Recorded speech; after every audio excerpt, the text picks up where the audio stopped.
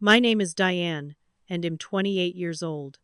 The moment my father told me I was suspended from the family business until I apologized to my sister, something inside me went cold and quiet. I was standing in his home office while Bethany stood behind him with manufactured tears streaming down her face, playing the victim like she always did. The accusation was that I had humiliated her at a company meeting by correcting her financial errors publicly. Never mind that those errors would have cost us $3 million. Dad's exact words were, "You're suspended without pay until you apologize. I won't have you tearing this family apart." I felt shock wash over me, then disbelief, and finally a strange, icy clarity that settled into my bones. And then I said the one word that would change absolutely everything. All right. My name is Diane, and am 28 years old. The moment my father told me I was suspended from the family business until I apologized to my sister, something inside me went cold and quiet. I was standing in his home office while Bethany stood behind him with manufactured tears streaming down her face, playing the victim like she always did. The accusation was that I had humiliated her at a company meeting by correcting her financial errors publicly. Never mind that those errors would have cost us $3 million.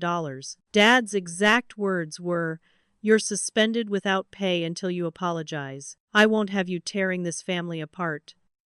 I felt shock wash over me, then disbelief, and finally a strange, icy clarity that settled into my bones. And then I said the one word that would change absolutely everything. All right.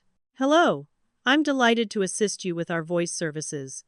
Choose a voice that resonates with you, and let's begin our creative audio journey together. She was immediately given the title of marketing director despite having exactly zero experience in marketing, business, or really anything beyond spending money and looking good in photos. Her job mostly consisted of posting on the company Instagram account and what she called networking, which I quickly discovered meant having expensive lunches with her friends and charging it to the company card. The contrast between us couldn't have been starker.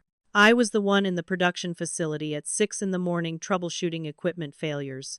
She was the one rolling in at 10:30 with a latte, complaining about being tired from a charity gala the night before. But the real divide in our family didn't start with the company. It went much deeper, all the way back to when our mother passed away. I was 15 and Bethany was 12 when we lost Mom to a sudden illness that none of us saw coming. For 3 years, it was just Dad trying to raise 2 grieving daughters while running a business, and I thought we were healing together as a family. Then Dad remarried. Her name was Colleen, and from the very first day she walked into our house, I could see that she had already chosen her favorite daughter, and it wasn't me. Colleen had never worked a day in her life, coming from old money that was more about the appearance of wealth than actual substance. She immediately took Bethany under her wing, determined to mold her into what she called society material, which apparently meant teaching her how to dress for country club events and marry well, rather than anything useful like work ethic or integrity. I, on the other hand, was always too serious in Colleen's eyes, too ambitious, too much like my mother, which she said with a sneer rather than a compliment. Over the years, there were countless small betrayals that accumulated like stones in my pocket, weighing me down. Colleen convinced Dad to miss my high school graduation because Bethany had a dance recital the same weekend. They forgot my birthday 3 years in a row, but threw Bethany elaborate surprise parties that cost thousands of dollars. When I graduated college with honors while working full-time, I got a card with a $50 check. When Bethany dropped out of her second university, Dad bought her a penthouse apartment to help her find herself. The pattern was so consistent that I stopped expecting anything different and just focused on my work, telling myself that achievement would be enough. Which brings me to the real story behind what Dad called my humiliation of Bethany. 3 days before he suspended me, we had a board meeting to discuss the fourth quarter budget. Bethany presented a marketing proposal that requested $300,000 for what she called influencer partnerships, which seemed steep but not impossible. However, I had reviewed her numbers the night before, as I always did with major budget requests, and I found a serious error. She had miscalculated the return on investment by an entire decimal point. The actual cost of her proposal wasn't $300,000. It was $3 million. $3 million that would have destroyed our quarterly profits and potentially damaged relationships with our investors. So during the meeting, I pulled up my laptop, displayed the spreadsheet with the correct calculations, and professionally explained the error with documentation to back up every word I said. Bethany's face had gone from confident to red in about 5 seconds. She stared at the numbers like they were written in a foreign language, and then she just ran out of the room crying. Dad immediately followed her, and when he came back 20 minutes later, he wouldn't even look at me. The meeting ended awkwardly with the board table the proposal pending revision, which was the professional way of saying Bethany's idea was dead in the water. The pattern was so consistent that I stopped expecting anything different and just focused on my work, telling myself that achievement would be enough. Which brings me to the real story behind what Dad called my humiliation of Bethany. 3 days before he suspended me, we had a board meeting to discuss the fourth quarter budget. Bethany presented a marketing proposal that requested $300,000 for what she called influencer partnerships, which seemed steep but not impossible. However, I had reviewed her numbers the night before, as I always did with major budget requests, and I found a serious error. She had miscalculated the return on investment by an entire decimal point. The actual cost of her proposal wasn't $300,000. It was $3 million. I would have to apologize publicly at the next board meeting, which meant humiliating myself in front of our investors and business partners. I was required to attend family therapy sessions arranged by Colleen, which I knew would just be another opportunity for them to gang up on me. I was forbidden from contacting clients or staff directly, effectively cutting me off from the work I had built. And my father's final words as he dismissed me from his office were, "Learn some humility, Diane. Your sister is fragile." That word, fragile. It echoed in my head as I walked out of the building. I drove home to my apartment, the one I paid for with my own salary from years of actual work, and I sat in complete silence for 2 solid hours. I didn't cry. I didn't scream. I just sat there processing what had happened and letting the full weight of it sink in. Bethany had always been fragile. Bethany had always been sensitive. Bethany had always been delicate. These were the words I had heard my entire life to explain why she got special treatment, why she was never held accountable, why her failures were forgiven while my successes were expected. I had been the family workhorse, reliable and steady, pulling the weight while Bethany was the show pony, pretty and useless but somehow more valued. And in that silence, sitting in my living room with the afternoon light fading, I made a decision. I wasn't going to beg. I wasn't going to apologize for being competent. I was going to find out exactly what I was dealing with, and then I was going to make my choice. That evening, my personal cell phone rang with a number I recognized immediately. It was Gerald, the company's longtime corporate attorney. Gerald was 62 years old and had been with Henderson Industrial since before I was born. He had worked closely with my mother back when she was actively involved in building the company, and I knew he had a soft spot for me because I reminded him of her. But what he said when I answered caught me completely off guard. "Diane, I heard what happened. We need to talk, but not at the office and not on any company lines. Can you meet me somewhere private?" His voice had an urgency that made my stomach tighten. I agreed immediately, and we arranged to meet at a small coffee shop on the other side of town, far from anywhere we might run into someone from work. When I arrived, Gerald was already there in a back corner booth, looking more worried than I had ever seen him. He waited until I sat down and we both had coffee before he started talking, and what he told me changed everything. He said he had been watching things deteriorate at the company for the past 2 years, ever since Bethany joined, but he hadn't known how to bring it up without overstepping his bounds as counsel. But my suspension had pushed him over the edge. He told me that Bethany's marketing expenses weren't just high, they were fraudulent. Her expense reports included personal shopping sprees at designer stores, spa days, weekend trips to wine country, all coded as business development or client entertainment. He estimated that in the last year alone, she had charged roughly $80,000 in completely personal expenses to the company, and Dad had approved every single one without question. Gerald slid a small encrypted flash drive across the table to me and said I needed to see the full documentation, but I had to be careful how I used it. He told me that my mother had built Henderson Industrial alongside my father, that her operations systems and manufacturing processes were the backbone of everything we did, and that she would be absolutely heartbroken to see what the company was becoming under Colleen and Bethany's influence. He was planning to retire in 6 months regardless, but he wanted me to know the truth before I made any decisions about my future. He wanted me to have options. As I left that coffee shop with the flash drive burning a hole in my pocket, I realized that this suspension might have been the best thing that ever happened to me, because it finally opened my eyes to just how corrupt my own family had become. I had been suspended for exactly 2 days when Bethany launched her social media campaign against me. I should have seen it coming, but I was naive enough to think she might let things settle quietly. Instead, she posted a series of Instagram stories that were clearly designed to paint herself as the victim and me as the villain. The first one was just a cryptic quote over a moody background. When family betrays you in public with a broken heart emoji and hashtags like toxic siblings and healing journey. Then came the photos, pictures of her crying, obviously staged because her makeup was still perfect, with Colleen's arms wrapped around her in comfort. Each post got hundreds of sympathetic comments from people who had no idea what actually happened, and I watched my phone light up with notifications as mutual friends and family acquaintances started unfollowing me.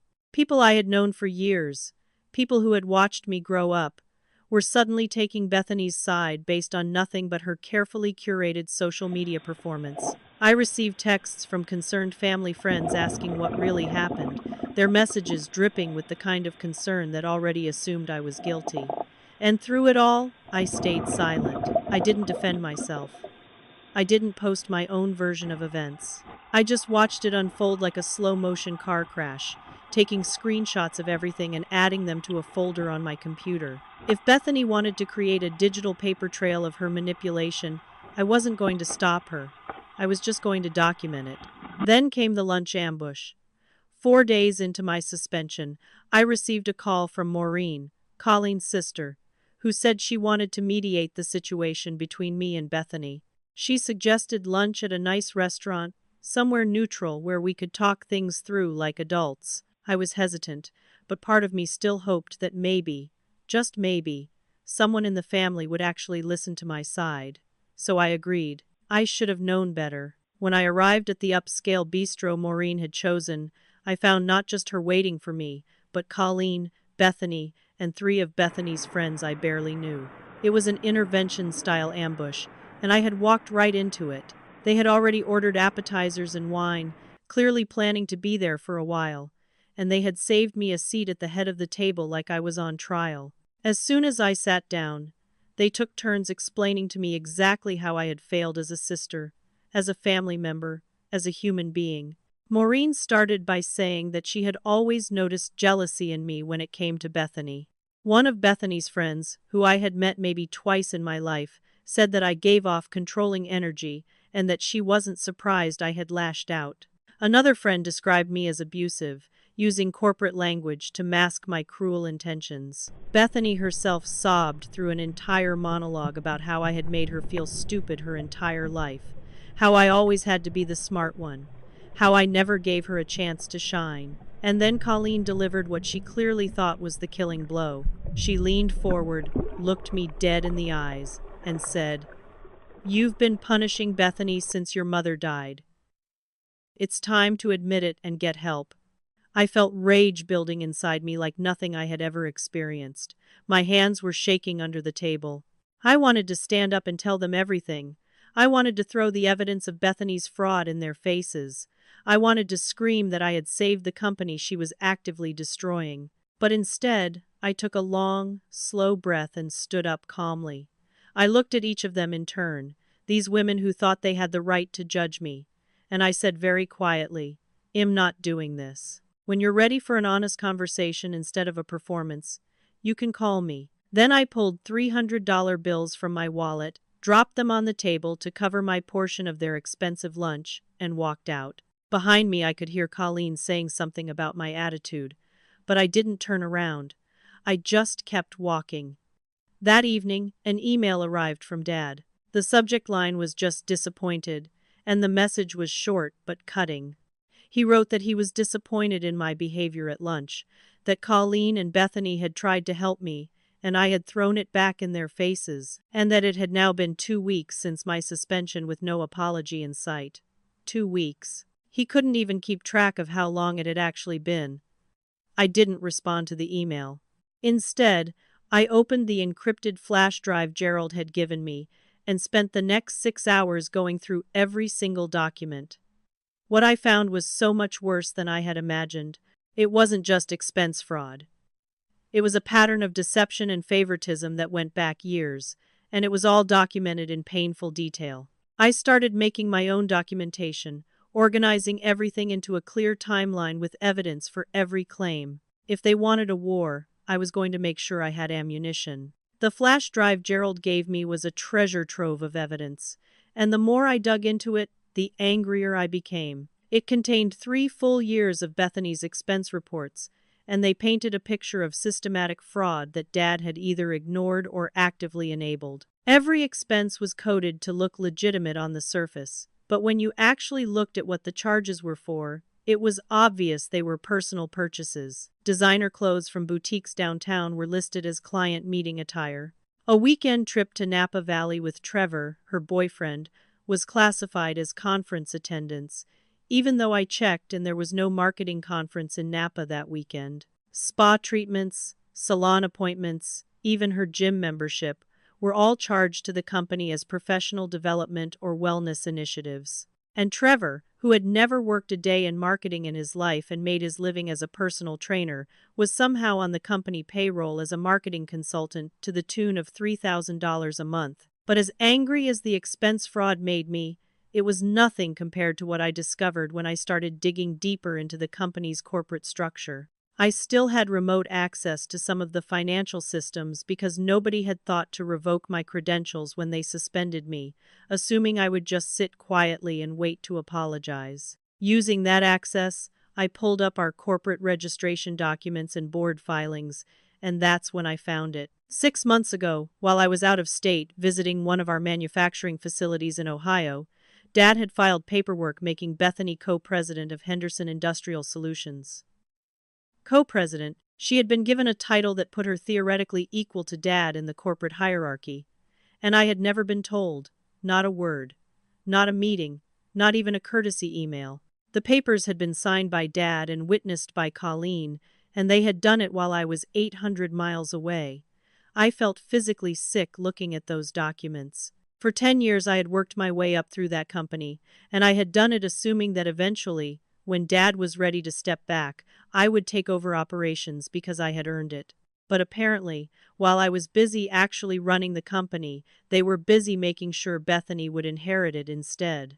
The betrayal cut deep, but I wasn't done discovering just how far it went.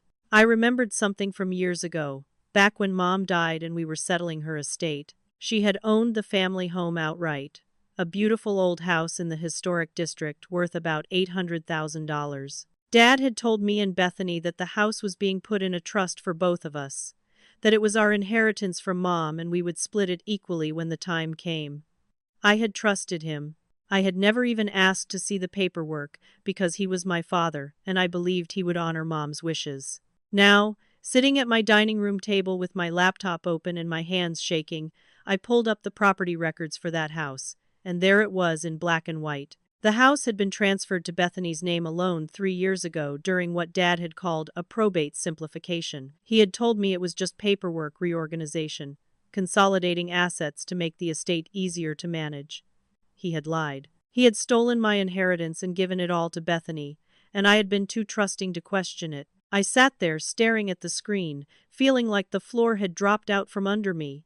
And that's when my phone rang. It was Harriet, my mother's best friend from college, someone I hadn't heard from in months.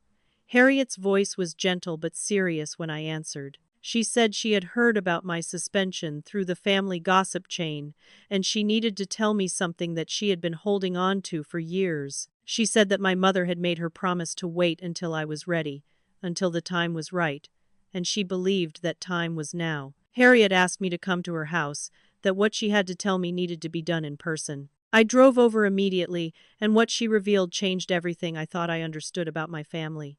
My mother had known she was dying. The illness we thought came on suddenly had actually been diagnosed months earlier, but Mom had hidden it from me and Bethany to protect us. In those final months, she had written letters and made arrangements, trying to protect her daughters from what she feared would come after she was gone. Harriet handed me a sealed envelope with my name written in my mother's handwriting, a letter that had been waiting for me for 13 years. My hands were shaking so badly I could barely open it. Inside, Mom's words reached across time to speak directly to the moment I was living through. She wrote about how much she loved both of her daughters, but she was worried about Dad's tendency to favor Bethany, how he always took the easier path instead of the right one. She detailed her work building Henderson Industrial, how she had designed the operations systems and manufacturing processes that made the company profitable. She wrote that I had inherited her mind for business, her strategic thinking, her ability to see problems before they became disasters. And then she warned me. She wrote, "Your father loves you, but he's weak. Hell, always choose the easier path," which means hell, always choose Bethany because she demands less of him. The final instruction in her letter was clear. Never let them make you small. You are my legacy, not the company. You. I sat in Harriet's living room and cried for the first time since my suspension. Not tears of sadness, but tears of rage and relief and grief all mixed together. My mother had seen this coming. She had known Dad would betray me, and she had tried to protect me the only way she could. Harriet hugged me while I cried and told me that my mother had been the strongest woman she ever knew, and that I was exactly like her. When I finally calmed down, I asked Harriet why she had waited so long to give me the letter. She said that Mom's instructions were specific. Only give Diane the letter if her father tries to erase her from the company or the family. I looked at Harriet and said, "He did both." She nodded sadly and said, "I know, honey. That's why I called you." 3 weeks into my suspension, my phone rang with a call from Russell, the plant manager who had been with Henderson Industrial for 26 years. Russell was 54 years old, had started as a machinist and worked his way up to managing the entire production floor, and he was one of the most competent people I had ever worked with. He was also fiercely loyal, not to the Henderson family name, but to good work and fair treatment.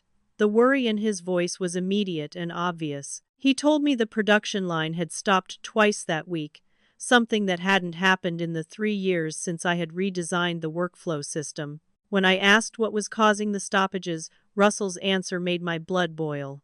Bethany had decided to reorganize the workflow. Without consulting Russell, without consulting any of the production supervisors, without any understanding of how manufacturing actually works, Bethany had walked onto the floor and started telling people to do things differently. She said my system was too complicated and she was streamlining it. What she actually did was create chaos. She had also changed one of our key suppliers without checking quality standards, apparently choosing a vendor because they offered a lower price per unit. The parts that arrived were defective, tolerances were wrong, materials were substandard, and now we had an entire shipment of unusable components and an assembly line that couldn't operate. Russell told me he had tried to talk to Dad about it, but Dad said he was too busy, and Russell needed to figure it out himself. Too busy. The company was falling apart and Dad was too busy to deal with it because actually fixing problems was harder than pretending everything was fine. Then came the crisis with our biggest client. Waverly Manufacturing was a $3 million annual contract, our largest single customer, and they had worked exclusively with me for the past 4 years. I knew their specifications inside and out, understood their production schedules, had built a relationship with their CEO, Bernard, based on reliability and precision. When I was suspended, Bethany had tried to take over the account, probably seeing it as an opportunity to prove herself. Instead, she had managed to completely misunderstand their requirements for a custom order. She sent them product samples that were the wrong specifications entirely, and when Bernard's team tried to explain the error, she had apparently told them they were being too picky. About manufacturing specifications. For precision equipment, Bernard called me directly on my personal cell, and I could hear the frustration in his voice. He asked me what was going on, where I was, and why he was suddenly dealing with someone who didn't understand his business. I wanted to tell him everything. I wanted to explain that I had been suspended for the crime of being good at my job, but I couldn't badmouth the company officially, not yet, so I just told him there had been some internal reorganization and I was temporarily unavailable. Bernard was quiet for a long moment, then he said, "Diane, I've worked with your company for 8 years, but I've worked with you for 4. If you're not there, I need to reconsider this contract." Then he hung up. A $3 million client was preparing to walk away, and it was entirely Bethany's fault. But somehow, I knew she would find a way to blame me for it. I sat with the knowledge of the company falling apart and I had to make a choice. I could fix this. One phone call to Bernard, and I could smooth everything over. A conversation with Russell, and I could guide him through getting production back on track. I could save the company from Bethany's incompetence the same way I had been saving it for years. But why should I? They had suspended me. They had humiliated me. They had stolen my inheritance and lied to my face. They had made it very clear that my work didn't matter, that I was disposable, that Bethany's feelings were more important than my contributions. So I made a decision. I was going to let it burn. Not out of spite, but out of simple logic. If my work had no value to them, then they didn't deserve my work.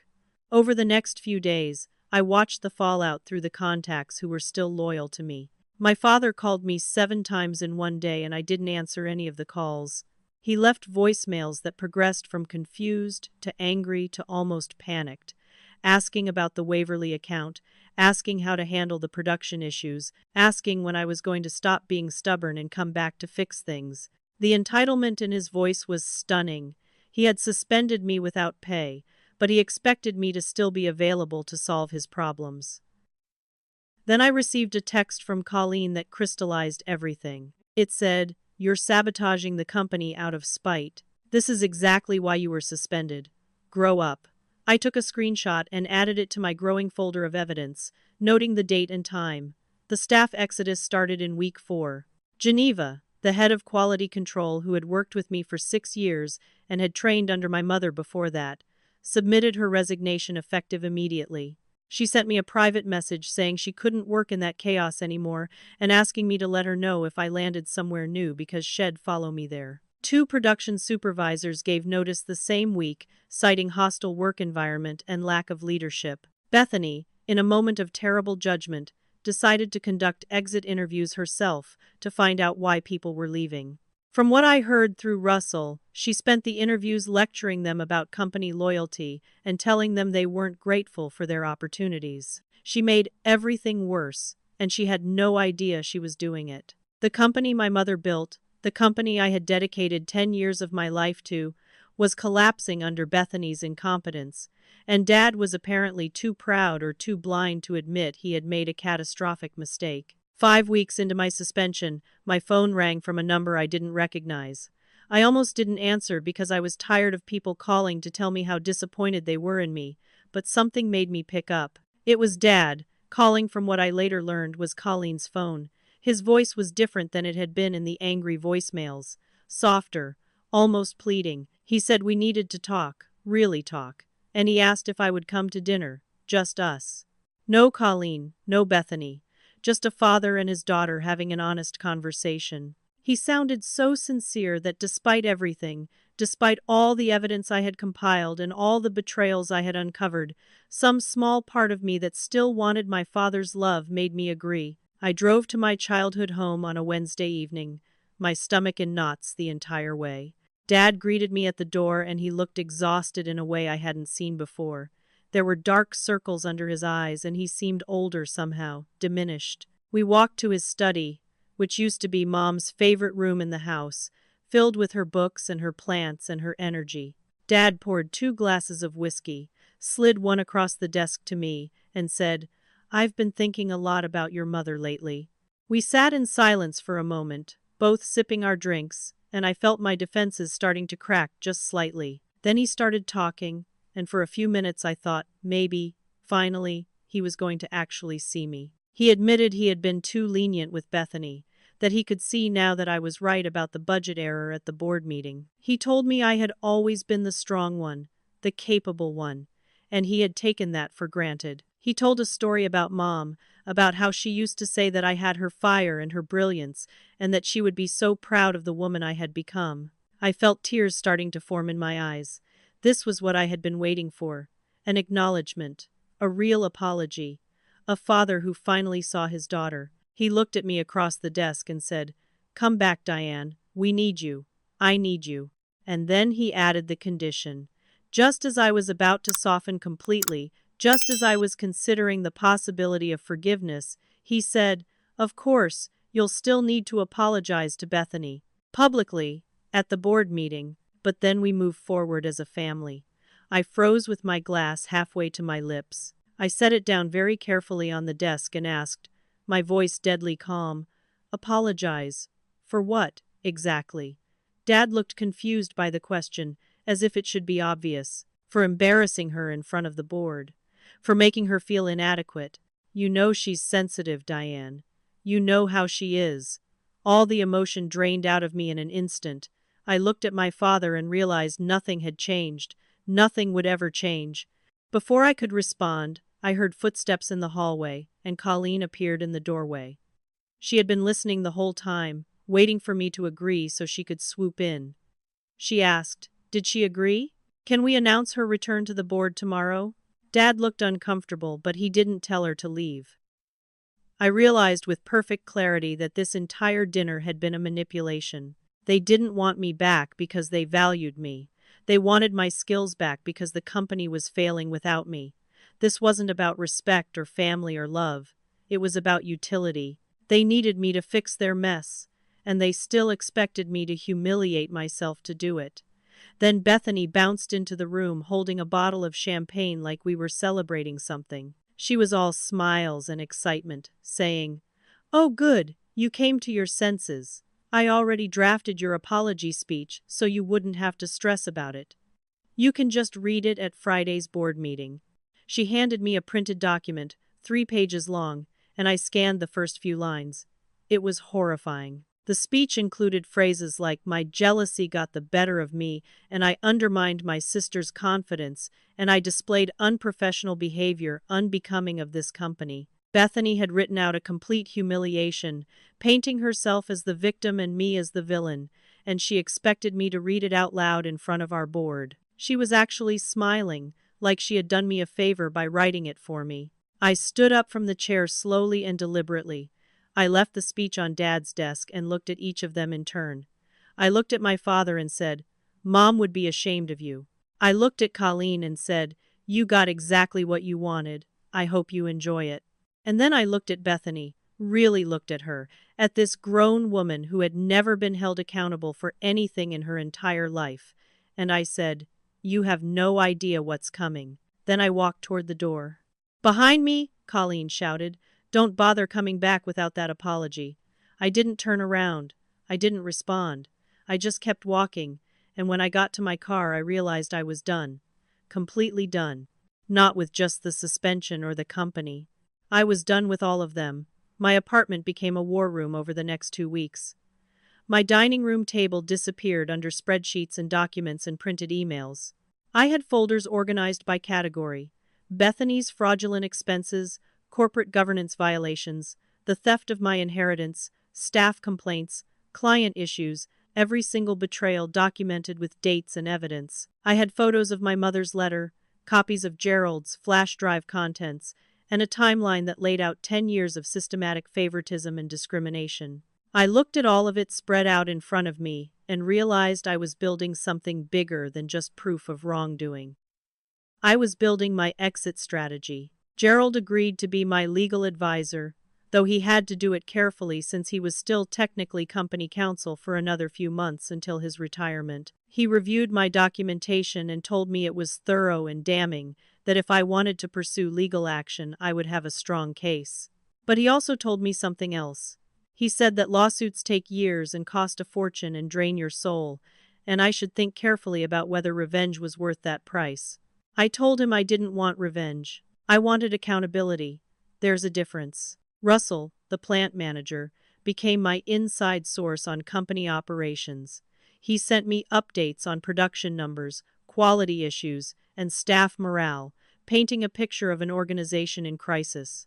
Geneva, who had resigned from quality control, connected me with contacts in other manufacturing companies, putting out quiet feelers about opportunities for someone with my background. Then Iris called me. Iris was the company accountant, 49 years old, a quiet woman who kept her head down and did meticulous work. I had always respected her, but we weren't particularly close. She said she had heard I was suspended and she wanted me to know something. For months, she had been uncomfortable with Bethany's expense approvals, but every time she flagged something questionable, Dad told her to process it anyway. She had documentation of every single time she had raised concerns and been overruled. She said, "If you're building a case, I want to help." I asked her why she was willing to risk her job, and she said because integrity mattered more than a paycheck, and watching what they were doing to me had finally pushed her to act. She became part of my network, sending me updated financial reports that showed the company's declining profitability. That's when Caldwell Industries reached out.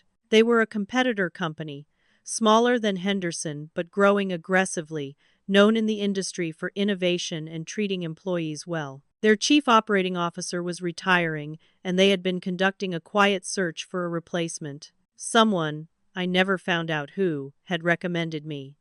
The offer they made was extraordinary. Chief operating officer with full authority over operations, a salary $30,000 more than I had been making at Dad's company, an equity package that would make me a part owner, and most importantly, respect. The CEO, a man named Vaughn who had built Caldwell from nothing, told me over coffee, "We've been watching Henderson Industrial implode from the outside. We've admired your work for years. Come build something real with us." I was so tempted to just take it and walk away. To start fresh somewhere that valued me, forget about the family drama, move on with my life. It would be so much easier. But every time I started to convince myself to do that, I thought about what would happen if I just disappeared quietly. Dad and Colleen and Bethany would face no consequences for what they had done. They would probably tell everyone I had a breakdown, that I couldn't handle the pressure, that I left because I was jealous or unstable. Bethany would take credit for anything good I had built, rewriting history to make herself the hero. And the next time someone challenged her, they would remember what happened to me and stay silent. I realized I had a responsibility not just to myself but to everyone who might come after me. If I didn't stand up now, I was letting them win. So I made a plan. I would accept the job at Caldwell Industries. But first, I would expose everything. Not in a lawsuit that would drag on for years, but in one clear, undeniable presentation at a board meeting. Gerald helped me prepare the documentation for maximum impact, organizing it into a narrative that even people with no financial background could follow. We included everything: the expense fraud, the corporate governance violations, the stolen inheritance, the client losses, the staff exodus, every piece of evidence presented with professional clarity. This wasn't going to be an emotional outburst. It was going to be a devastating, factual dismantling of everything they had built on lies. The personal cost of my decision hit me when my cousin Loretta called. Loretta was Dad's niece, and we had been close growing up. She said the family was worried about me, that everyone was saying I was having some kind of breakdown, refusing to apologize for a simple mistake, and letting my pride destroy family relationships. I realized they had completely controlled the narrative. Nobody knew the truth because I had been silent, and they had filled that silence with their version of events. Loretta meant well, and I knew she was calling from a place of genuine concern, but she believed Dad's story completely. I thought about telling her everything right then, but I decided to wait. When I finally spoke, I wanted to say it once, say it clearly, and say it to everyone who mattered. I sent an email through Gerald requesting a formal board meeting to address my suspension. I kept the language neutral and professional, saying I was ready to resolve the situation and move forward.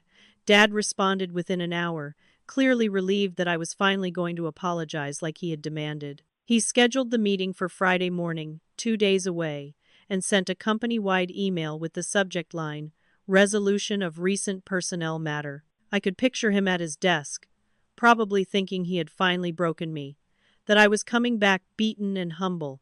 He had no idea what was about to hit him. The night before the meeting, I couldn't sleep.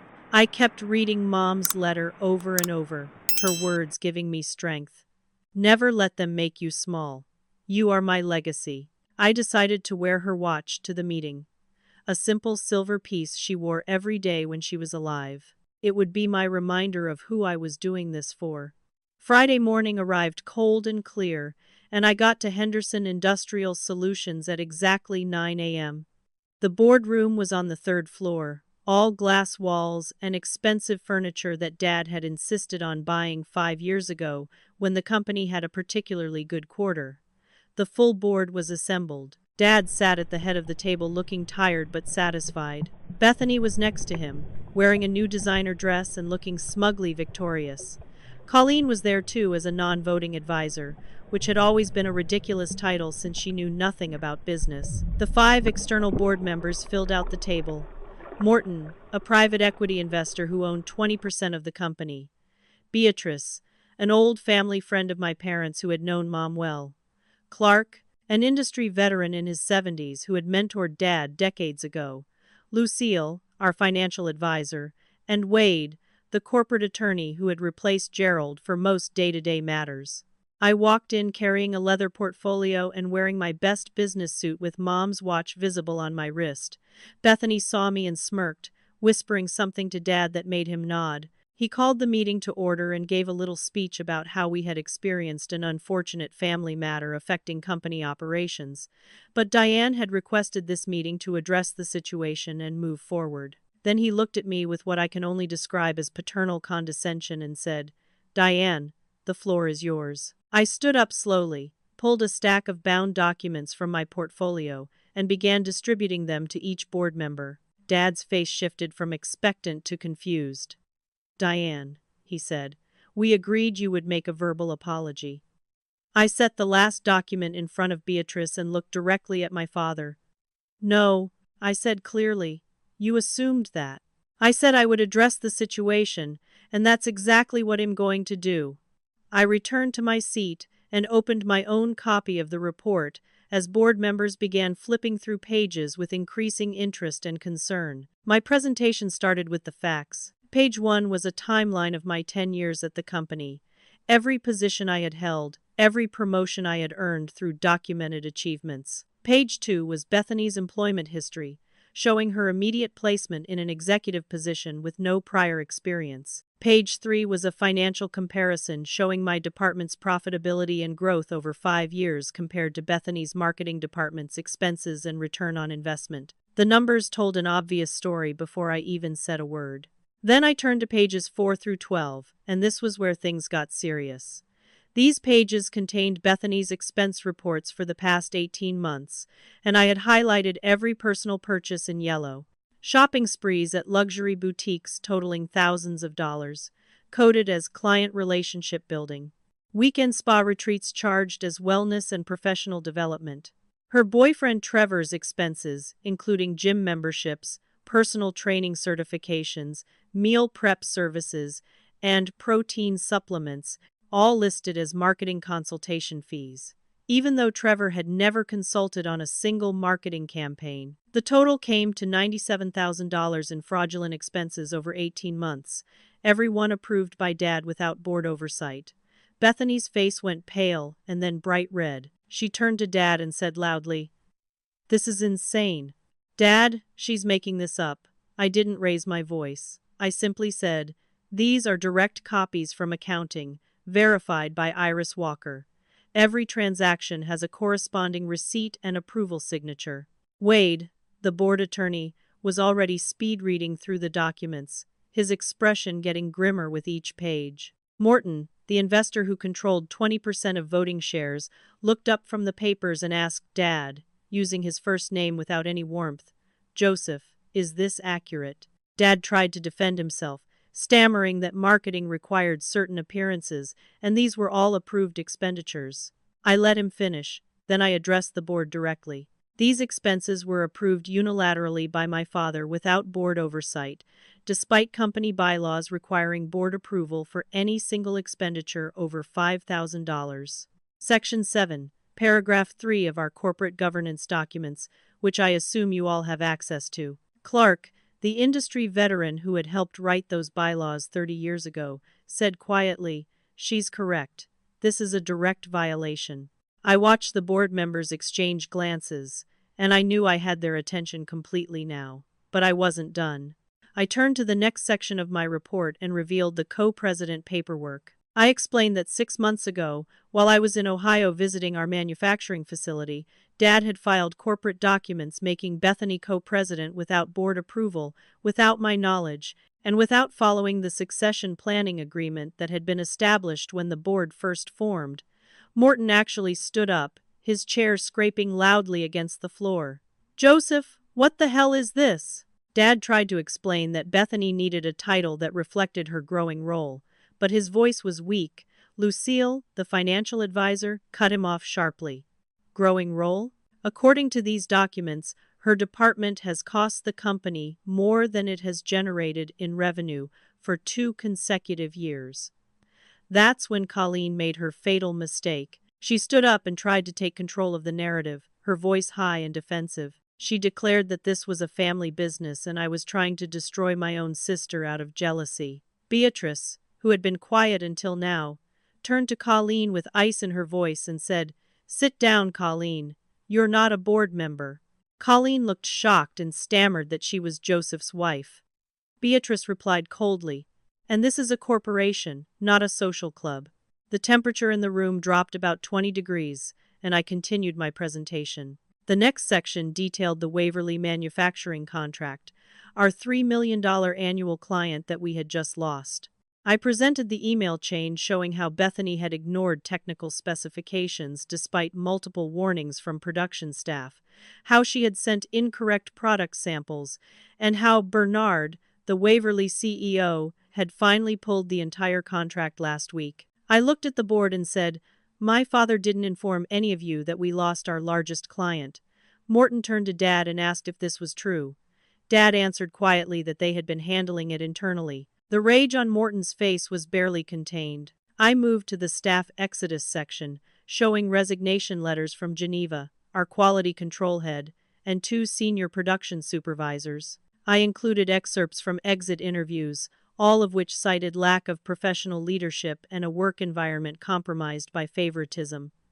Clark addressed Dad directly. "You've lost your quality control head during our busiest production quarter, and you didn't think the board needed to know." There was no good answer Dad could give, so he said nothing at all. Then I came to the final section, and this one was personal.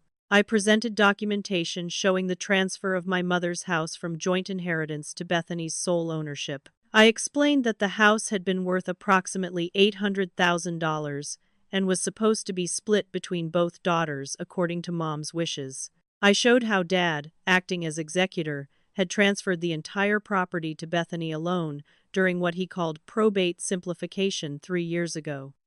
Wade, the attorney, looked absolutely furious. He said that this could constitute a breach of fiduciary duty and could potentially be challenged legally. Dad tried to defend himself, saying I had never cared about the house, and I cut him off. "That's not the point," I said, my voice steady and hard. "You stole my inheritance and you lied to me about it." Bethany completely lost control. She started crying and screaming that I had always hated her, that since Mom died I had wanted her gone, that I was a jealous monster who couldn't stand to see her succeed. She grabbed her water glass and threw it, and it shattered against the wall behind Morton's head. Colleen rushed to comfort her, but Morton had had enough. He told them both to leave immediately, his voice allowing no argument. Security was called to escort Colleen and Bethany from the building, and we all sat in uncomfortable silence as they were removed, Bethany still screaming about how unfair this was. Once they were gone, I addressed the remaining board members and my father. I told them I had received an offer from Caldwell Industries for the position of Chief Operating Officer with full equity participation, and I was accepting it effective immediately. I slid my formal resignation letter across the table to Dad and watched his face crumble. He looked at me with something between desperation and disbelief and said my name like a question. "Diane, please. We can fix this. It'll make Bethany pay back every expense. Well, restructure everything. You'll have complete authority." I looked at the man who was supposed to protect me, who was supposed to value me, who had chosen my sister over me at every single opportunity, and I felt nothing but pity. I told him he had 6 weeks to fix things. 6 weeks during which he chose to humiliate and punish me instead of addressing the actual problems. I told him that I was done being taken for granted, done being the family workhorse while Bethany played princess, done sacrificing myself for people who would never appreciate it. Then I said the thing that I knew would hurt him most. You've destroyed what Mom built. You've let Colleen and Bethany turn this company into their personal piggy bank, and you used Mom's memory to manipulate me into accepting it. We're done. Dad actually had tears in his eyes, but I felt no satisfaction from that, only exhaustion. Before I could leave, Morton stopped me. He asked if I would be willing to consult during the transition period to help stabilize operations, and they would pay whatever my rate was. I considered it for a moment, then said, "Send the offer to my attorney. If the terms are appropriate, I'll consider it." I gathered my portfolio and looked at my father one last time. "I'll be by tomorrow to collect Mom's things from my office. Don't be there."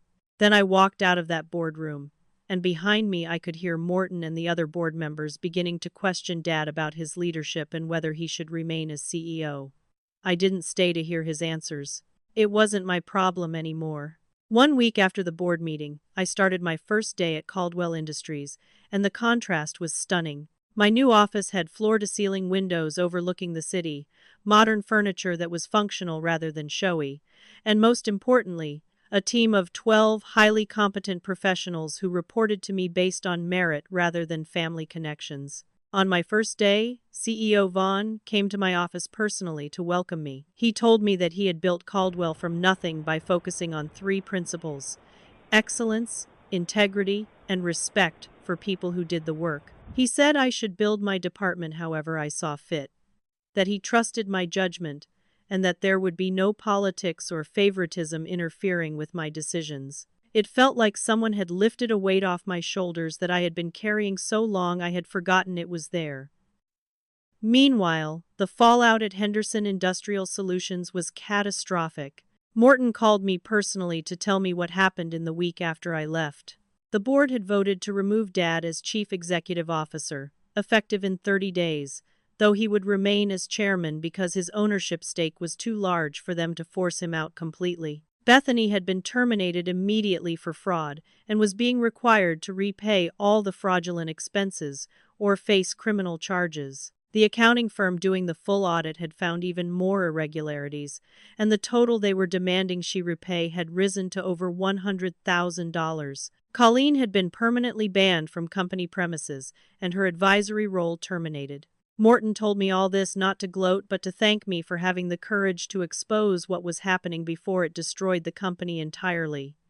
Dad tried desperately to reach me. Over the next 10 days he called my cell phone 63 times. Yes, I counted. I didn't answer. But I listened to the first few voicemails out of morbid curiosity. His messages ranged wildly from angry to sad to manipulative. He accused me of destroying our family. He claimed Mom would be heartbroken by what I had done. He said he had given me everything, and this was how I repaid him. Eventually I stopped listening to them, but I saved every single one in a file, just in case I ever needed evidence of harassment. The calls finally stopped after Beatrice, the board member who had known my mother, apparently told him that if he didn't leave me alone, she would support removing him as chairman too. Bethany's response was predictably dramatic and public.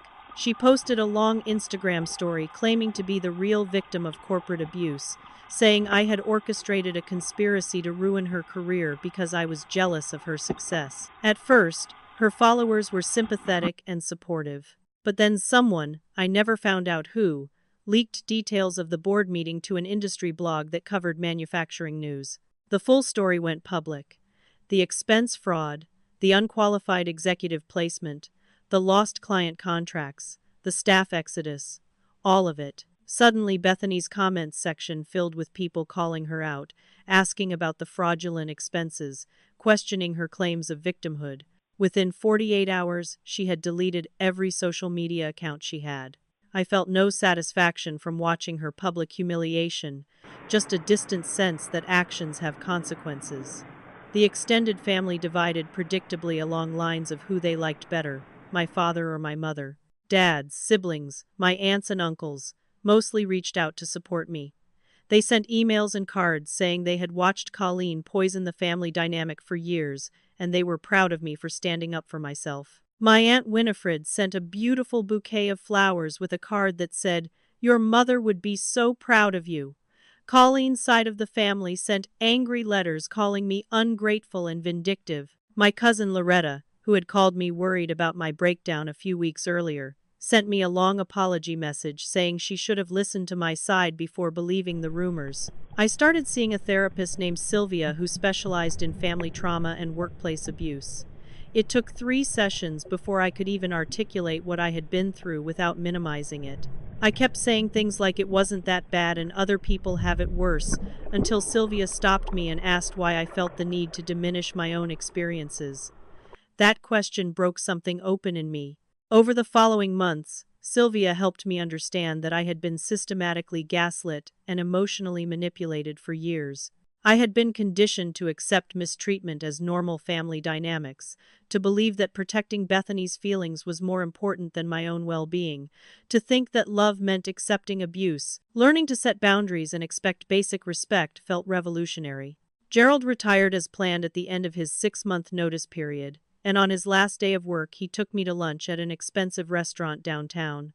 He told me that my mother had asked him, years ago when she knew she was dying, to watch over me and make sure I was treated fairly.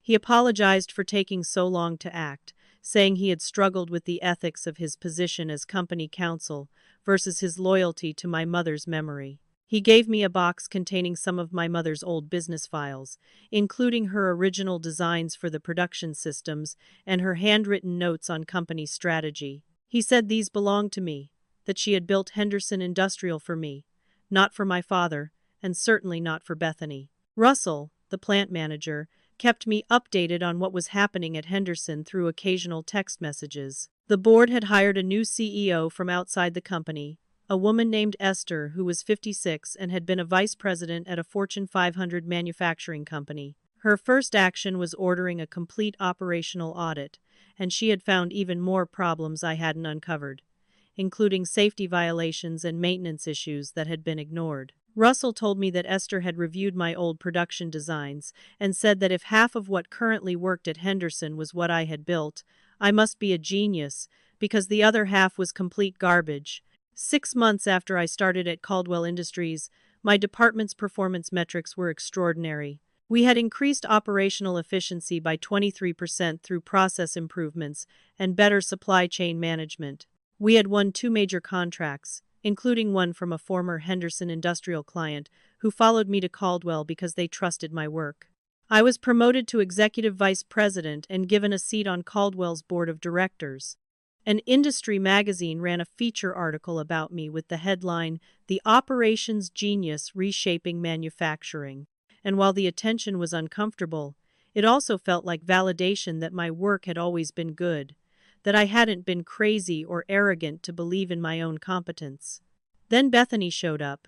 My apartment building security called me one evening saying there was a Bethany Henderson in the lobby asking to see me. Part of me wanted to refuse, to have security escort her out, but another part of me knew I needed to face this one final time. I told security I would meet her in the lobby, but I wasn't inviting her to my apartment. When I got downstairs, Bethany looked different. She was thinner, her clothes were less expensive, her hair and makeup less perfect. She looked, for the first time in her life, like someone who had actually struggled. She tried to apologize, and at first, it sounded genuine. She said she was sorry, that she had been spoiled and entitled, that she hadn't appreciated what I did for the company or for the family. I started to think maybe this was real growth, maybe she had actually learned something. Then she told me she was starting a consulting business and was hoping I could introduce her to some contacts in the industry. I just stared at her. She looked confused and said, "What?" I apologized. I realized that Bethany still didn't understand. She wasn't sorry for hurting me. She was sorry that her actions had consequences. She wanted me to fix her life the same way I had always fixed her mistakes, and she thought a simple apology would make me forget everything she had done. I told her very clearly that she wasn't sorry for the harm she caused, only sorry that she was facing the results of her own behavior. I wished her luck with her consulting business in a tone that made it clear I didn't mean it, and I told her not to contact me again. Then I walked away without looking back, and this time when I left her behind, it felt permanent and right. She called out after me, something about family forgiveness, but I didn't stop. I was done being manipulated by people who used the word family like it was supposed to make everything okay. My birthday came a month later, and I received a letter in the mail with my father's return address. I almost threw it away unopened, but curiosity got the better of me. It was long and handwritten, his normally neat script getting messier and more desperate as the pages went on. He admitted he had failed me. He said he had been so afraid that Bethany couldn't survive on her own that he overcompensated, giving her everything she wanted instead of what she needed. He wrote that he had seen me as strong enough to handle anything, and he had been wrong to burden me with that assumption, wrong to take my strength for granted.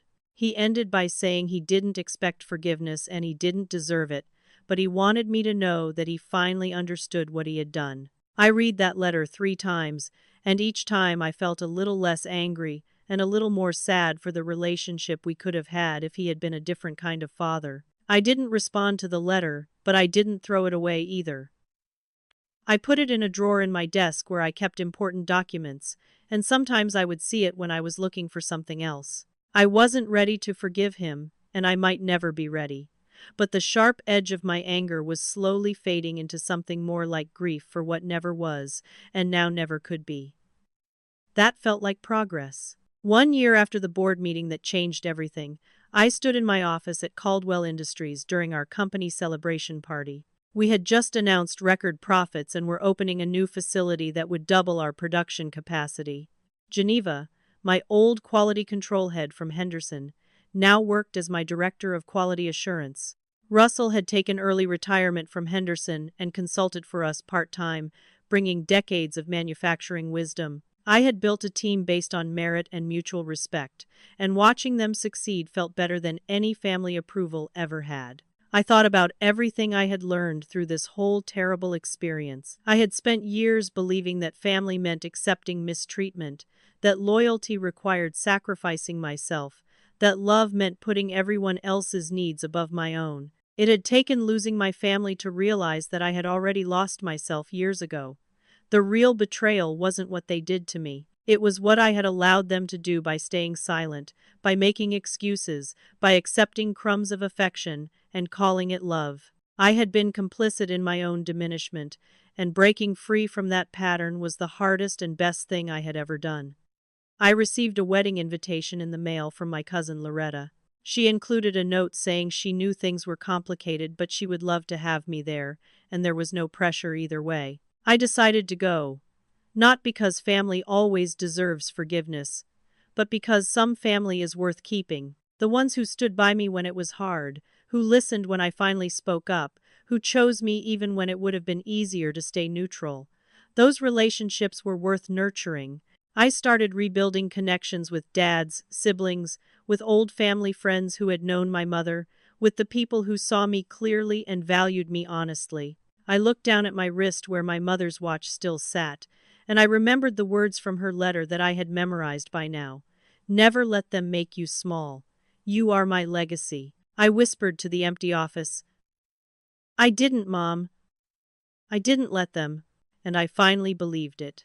Would I ever reconcile with Dad? I honestly didn't know. The possibility existed somewhere in the distant future, but it would require real change from him, not just words.